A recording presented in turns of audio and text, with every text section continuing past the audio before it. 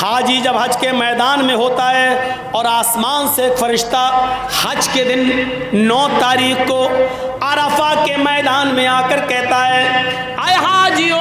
اپنے گناہوں کی معافی مانگنے والوں، اپنے گناہوں سے توبہ کرنے والوں، جاؤ، آج اللہ نے تمہیں گناہوں سے پاک و صاف کر دیا ہے۔ آج تم گناہوں سے ایسے ہی پاک ہو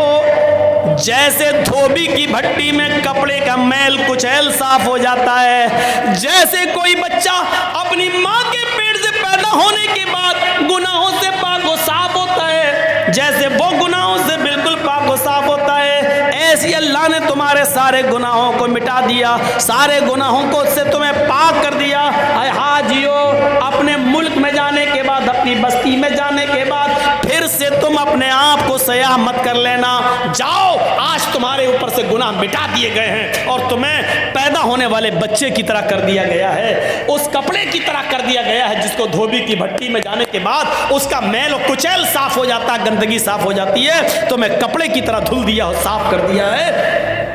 جہاں فرشتہ یہ اعلان کر کے خوشخبری سناتا ہے کہ اللہ نے تمہارے گناہوں کو ختم کر دیا، مٹا دیا، ایسے موقع پر بھی اللہ اس حج کے میدان میں بھی ان لوگوں کے گناہ نہیں مٹاتا ہے جو کسی پر ظلم کر کے حج کرنے آئے ہیں، یا کسی کی دکان پر ناجائز قبضہ کر کے، یا 1-2 بالش زمین کسی کی داب کر اس پر ظلم کر کے حج کے میدان میں پہنچے اور حج کرنے آئے۔ جب تک بندہ اس کو معاف نہیں کرے گا، اللہ بھی معاف نہیں کرے گا۔ اللہ حج کے میدان میں بھی اس کو معاف نہیں کرتا۔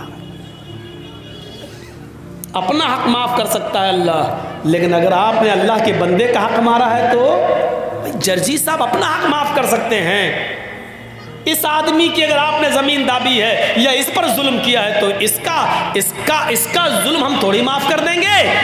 آپ نے ظلم اس کے اوپر کیا ہے، یہ اس کا حق ہے، وہ چاہے تو معاف کرے، چاہے تو نہ کرے۔ جرجی صاحب اپنا حق معاف کر سکتے ہیں، دوسرے کا نہیں۔ اللہ کہتا ہے کہ میں اپنا حق چاہوں تو معاف کر سکتا ہوں، لیکن میرے بندے کا مارا ہے تو جب تک بندہ معاف نہیں کرے گا ہم معاف نہیں کریں گے۔ دنیا میں معاملے صاف کریے۔